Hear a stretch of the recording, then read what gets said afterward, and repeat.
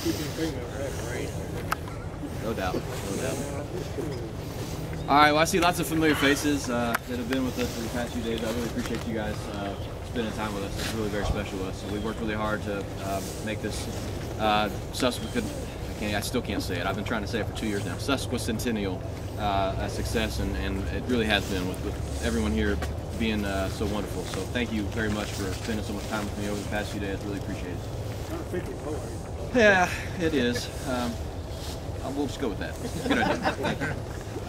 So, yes, today is the 150th anniversary, almost to the hour, of when this battle started in earnest.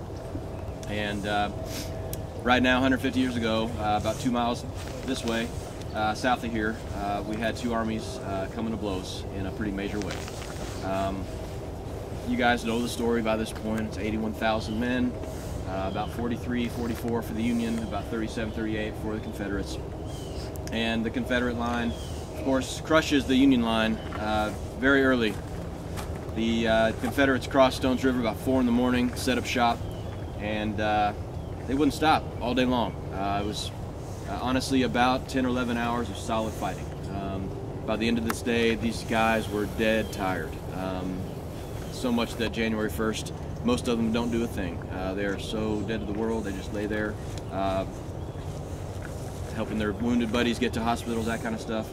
A lot of the time, the dead don't get removed from the field just because they're just too tired to carry them. So today, this morning, what we're going to be talking about is the actions that occurred later in this morning, and how William Rosecrans, who commanded the Union Army, reestablished a line and basically pulled his butt out of the fire because his plan had failed. He had gotten one-upped. The chess match at this point was being won by Braxton Bragg, and much like several other battles, the Union would come from behind and pull victory from the jaws of defeat. Where we're standing right now specifically, very interesting story. This is the Pioneer Brigade Earthworks, and a little bit of backstory on the Pioneer Brigade. William Rosecrans was an engineer by trade. He had been a West Point graduate, but went into private practice as a civil engineer, and came out of that private workforce to join the military when the war started.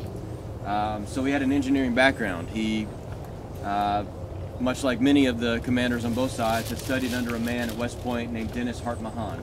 And Mahan had spent a lot of time in Europe studying the castles that had survived attack after attack after attack for centuries, and brought some of those strategies over to implement them here in the United States during our military conflicts.